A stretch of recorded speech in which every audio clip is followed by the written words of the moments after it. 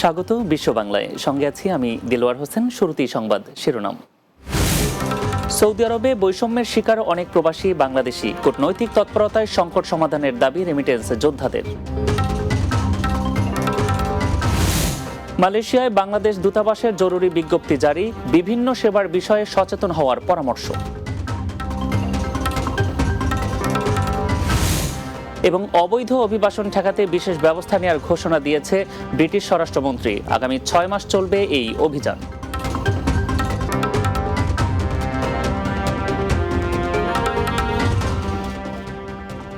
শুনছিলেন শিরোনাম, এবারে বিস্তারিত। মধ্যপ্রাচ্যের দেশে সৌদি আরবে বাংলাদেশিরা বৈষম্যের শিকার হচ্ছেন বলে অভিযোগ করেছেন দেশটিতে অবস্থানরত প্রবাসীরা। তারা বলেন, অন্যান্য দেশের নাগরিকদের জন্য মজুরি একরকম হলেও বাংলাদেশিদের ক্ষেত্রে তা অনেকটাই ভিন্ন। শিগগিরই এসব বিষয়ে কার্যকরী ব্যবস্থা নেবে অন্তর্বর্তীকালীন সরকারের কূটনৈতিক তৎপরতা, এমন প্রত্যাশা কমিউনিটি নেতাদের। সৌদি আরব থেকে সোহেল রানার উপস্থাপনায় বাংলা টিভির নিয়মিত আয়োজন প্রবাসী বাংলার মুখ টকশোর আলোচনায় উঠে আসে এসব তথ্য। আরও জানাচ্ছেন মাহমুদ রুবেল। বাংলাদেশের সবথেকে বড় শ্রমবাজার মধ্যপ্রাচ্যের দেশ সৌদি আরব। দেশটিতে বিভিন্ন পেশায় কর্মরত রয়েছেন কয়েক লাখ প্রবাসী বাংলাদেশি। তাদের অভিযোগ, ভারত, পাকিস্তান, নেপাল সহ বিভিন্ন দেশের প্রবাসীদের মজুরি বাংলাদেশিদের তুলনায় অনেক বেশি। এ বিষয়ে কূটনৈতিক আলোচনার দাবি অন্তর্বর্তীকালীন সরকারের কাছে। নতুন ওয়ার্কার যখন সৌদি আরবে ঢুকে, তখন তার স্যালারি শুধুমাত্র 1200 টাকা হিসাবে নির্ধারণ করার মতো ব্যবস্থা করে রাখে। অথচ স্কিল্ড লেবার বা নন স্কিল থেকে স্কিল লেবার অসংখ্য মানুষ কিন্তু এখানে আসছে। তাদের এই চুক্তির কারণে তারা কিন্তু এইটা ভায়োলেট করে আমাদেরকে নতুন ভালো একটা স্যালারি কিন্তু তারা দিতে পারছে না। অথচ একই কাজ অথবা এর চেয়ে নিম্নমানের কাজ করেও ভারত এবং পাকিস্তানের অসংখ্য নাগরিক তারা তাদের কিন্তু ন্যূনতম মজুরি আরো বেশি করে 1700-1800 রিয়াল তারা কিন্তু নিয়ে যাচ্ছে। এদিকে বাংলাদেশের বিমানবন্দরে হয়রানি বন্ধের দাবি দীর্ঘদিনের। প্রবাসীরা যে হয়রানির শিকার হয় এয়ারপোর্টের মধ্যে, আমাদের লাগেজের যে সমস্যাটা, আমার ফ্যামিলি গেছে, তাদের লাগেজগুলো প্রত্যেকটি ব্রিকেজগুলোর নিচের পাগুলো ছিটে গেছে, নতুন ব্রিকেজ নিয়ে গেছে। এটা একটা দুঃখজনক বিষয়। বাংলাদেশ বিমানে গেছে, বিমানের মধ্যে আমাদের 2 দিন বিমান নষ্ট হয়ে 2 দিন আমাদের অপেক্ষা করতে হবে। এগুলো অত্যন্ত দুঃখজনক। যদি এটা আমাদের দেশের বিমান, আমরা সেখানে যেতে হবে, তবে এটাকে বিমানকে ঢেলে সাজানোর জন্য আমি জোর দাবি জানাচ্ছি। শিগগিরই এসব বিষয়ে ব্যবস্থা নেবে অন্তর্বর্তীকালীন সরকার, এমন প্রত্যাশা প্রবাসীদের।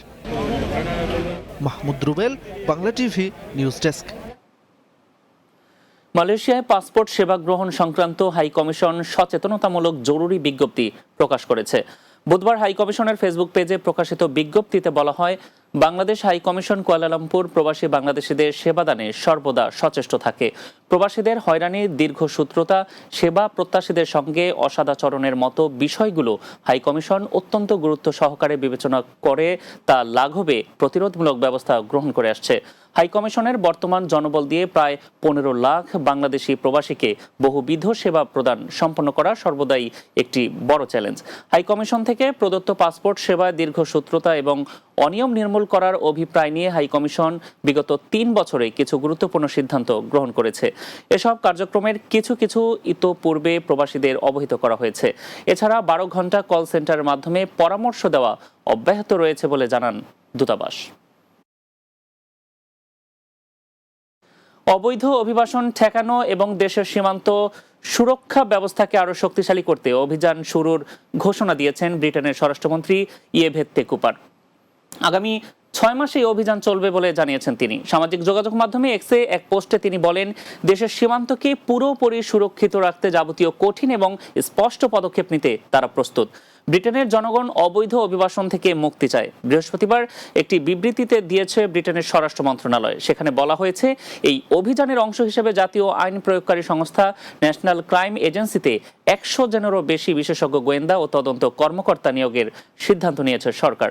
এই কর্মকর্তাদের প্রধান কাজ হবে ইংলিশ চ্যানেলে অভিবাসন প্রত্যাশীদের বহনকারী নৌকাগুলো ঠেকানো এবং যেসব গ্যাং এই অভিবাসীদের ব্রিটেনে আনার সঙ্গে সংশ্লিষ্ট তাদের নির্মূল করা।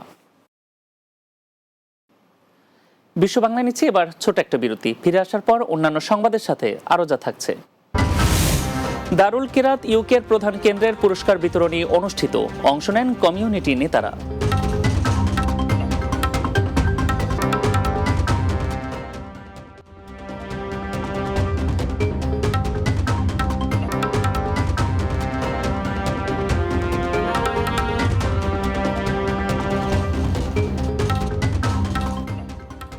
বিরতির পর আরো একবার স্বাগত বিশ্ব বাংলায়। বার্মিংহামে 28 মার্চ উদযাপন পরিষদের নতুন কমিটির নাম ঘোষণা করা হয়েছে। এতে সভাপতি হয়েছেন প্রবাসী মহান মুক্তিযুদ্ধের অন্যতম সংগঠক ডাক্তার আব্দুল খালিক। সাধারণ সম্পাদক হয়েছেন মুক্তিযুদ্ধের আরেক সংগঠক ফয়জুর রহমান চৌধুরী MBE এবং কোষাধ্যক্ষ পদে মনোনীত হয়েছেন মুক্তিযুদ্ধের আরেক সংগঠক আব্দুর রশিদ ভূঁইয়া। বার্মিংহাম প্রতিনিধি সেলিম উদ্দিন জানান, স্মল হিতের একটি রেস্টুরেন্টে এক সভায় সর্বসম্মতিক্রমে নতুন কমিটি গঠন করা হয়। 2 সহসভাপতি মনোনীত হয়েছেন আলহাজ কবির উদ্দিন ও হিফজুর রহমান খান। এ সময় অন্যান্যদের মধ্যে উপস্থিত ছিলেন কামাল আহমদ, আব্দুল কাদির আবুল, ফখরুল ইসলাম, নাসির আহমদ শ্যামল, মোহাম্মদ ওয়াসিমুজ্জামান, বুলন চৌধুরী, জুম্মা আহমদ লিটু, জুবের আলম, আমিনুল ইসলাম শামীম, স্বপ্না বেগম, আশিক মিয়া ও লোকমান হোসেন কাজী সহ আরও অনেকে। দিবসটিকে স্মরণীয় করে রাখতে 28 মার্চ উদযাপন পরিষদ নামে একটি সংগঠন এক যুগেরও বেশি সময় ধরে এই দিবসটিকে পালন করে আসছে। দারুল কিরাত ইউকের প্রধান কেন্দ্রের সমাপনী ও পুরস্কার বিতরণী অনুষ্ঠিত হয়েছে। লন্ডন প্রতিনিধি ফজলুল হক জানান, পূর্ব লন্ডনের দারুল হাদিস লতিফিয়ার কনফারেন্স হলে এ আয়োজন করা হয়। মাদ্রাসার প্রিন্সিপাল ও প্রধান কেন্দ্রের নাজিম হজরত মাওলানা মোহাম্মদ হাসান চৌধুরী ফুলতলির সভাপতিত্বে সমাপনী পরীক্ষায় উত্তীর্ণ ছাত্রছাত্রীদের মধ্যে সনদ ও পাগড়ি বিতরণ করা হয়।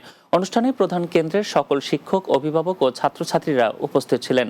মাওলানা সৈয়দ মাহমুদ হোসাইনের উপস্থাপনায় অনুষ্ঠানে বিশেষ অতিথি হিসেবে উপস্থিত ছিলেন কাউন্সিলর সাইদ আহমেদ।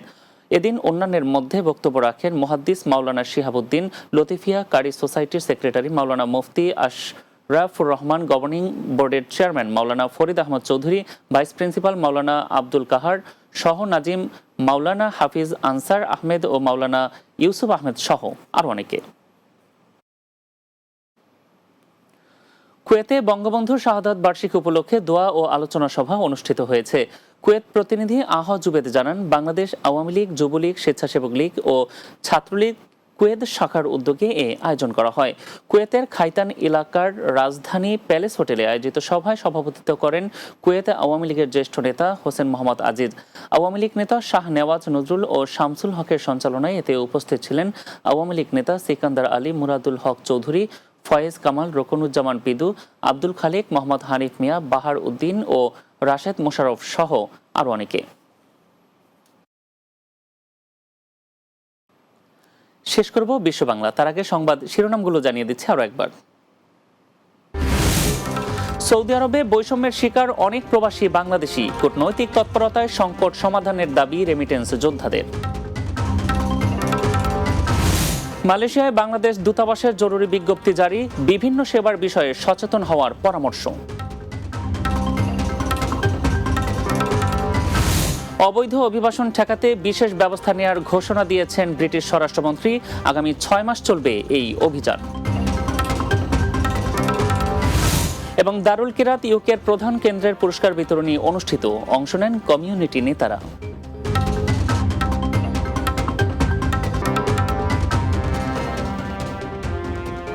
এই ছিল বিশ্ব বাংলায়। এতক্ষণ সঙ্গে থাকার জন্য ধন্যবাদ সবাইকে।